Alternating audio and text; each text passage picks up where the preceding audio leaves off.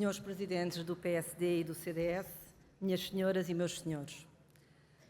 Se há um ano me perguntassem se estaria aqui perante esta audiência a falar sobre o futuro político de Portugal, diria sem hesitações impensável. Se me perguntassem se teria vontade de abraçar um papel público de maior exposição, não teria qualquer dúvida em responder que não. Mas há momentos das nossas vidas em que somos sacudidos de tal forma pelos factos que deixa de ser possível ficar indiferente. Todos sabemos que existem problemas no acesso à habitação, mas o trabalho que com a minha equipa desenvolvi para o Conselho Estratégico Nacional do PSD na área da habitação permitiu-me mergulhar de uma forma muito profunda em todos os dados do problema. E o que é que esses dados indicam? Indicam que os preços médios de venda da habitação têm aumentado consistentemente desde 2016 a um ritmo de cerca de 8% ao ano, muito acima do progresso do rendimento das famílias. Indicam que o valor mediano das rendas por metro quadrado dos novos contratos de arrendamento de alojamento familiar está consistentemente em trajeto ascendente, com aumentos perto dos 30% em um ano. Indicam que a taxa de juro implícita no conjunto de contratos de crédito à habitação atingiu, em outubro de 2023, o valor mais elevado desde março de 2009. Indicam que os jovens dificilmente têm condições de adquirir a sua primeira casa e não têm alternativa no mercado de arrendamento. O mesmo se diga de quem precisa de uma nova habitação em resultado de variação do seu agregado familiar. Indicam que aproximadamente 10% da população vive sozinha, cerca de metade, pessoas com mais de 65 anos. Indicam ainda que cerca de um terço das habitações existentes precisa de obras para cumprir com as necessárias condições de higiene e conforto, valor que aumenta exponencialmente se pensarmos nas intervenções que serão necessárias para o cumprimento das metas de desempenho energético dos edifícios e redução dos gases de efeito de estufa. Sabemos também que estes problemas são transversais e afetam não apenas os grandes centros urbanos, afetam também cidades com menos população, muitas das quais se confrontam ainda com a diminuição da sua população residente. A situação atual do mercado habitacional cria e agrava as fraturas do tecido social. As medidas que foram adotadas ou propostas pelo governo PS agravaram estas clivagens e fomentaram a lógica de uns contra os outros. Como se senhorios pudessem existir sem arrendatários e estes pudessem existir sem senhorios. Como se a solução para a habitação acessível pudesse existir sem o envolvimento dos privados e sem estabelecer as necessárias bases de confiança no mercado. Mas se tudo o que relato é dramático, o momento de viragem, o wake-up call e o que me fez aceitar o desafio do Luís Montenegro foi realizar que, chegados aqui, depois de 8 anos de governação socialista, 30% dos jovens vivem já hoje fora de Portugal e mais de metade dos jovens portugueses querem viver fora do país. Muitos não por opção, mas porque não acreditam em Portugal.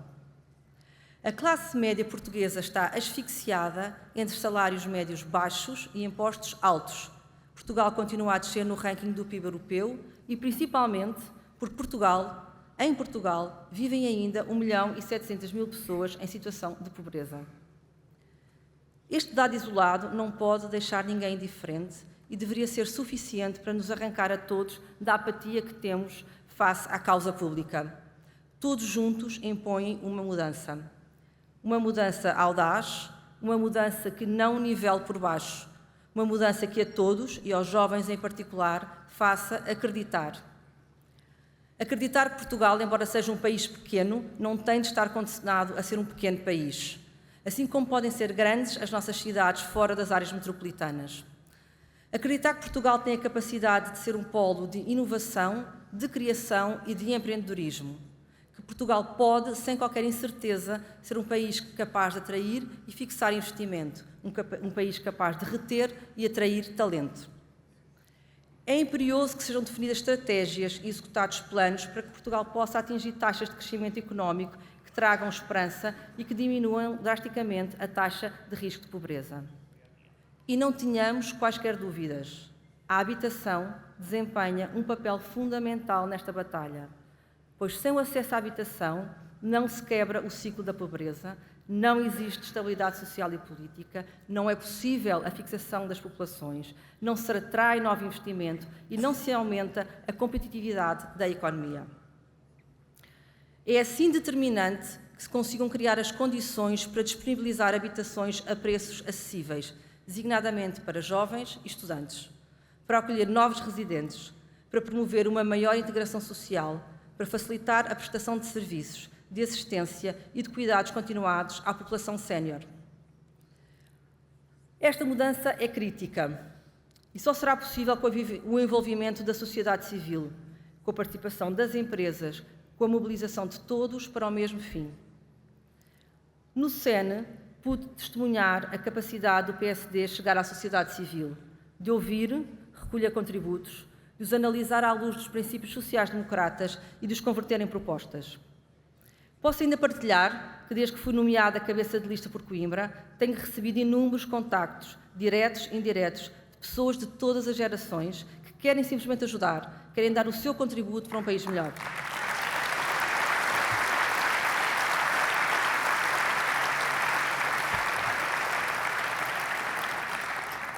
As boas notícias são que a sociedade civil está bem viva e o PSD quer dar-lhe voz. Os tempos que vivemos devem ser encarados com seriedade e não com experimentalismos ou abanões. Não é possível ultrapassar os desafios que existem fomentando uma sociedade polarizada e Portugal não pode dar-se ao luxo de perder mais 4 anos. O nosso voto conta. O PSD já deu várias provas no passado da sua capacidade de fazer, de realizar, de ser agente de mudança, de fazer o país crescer.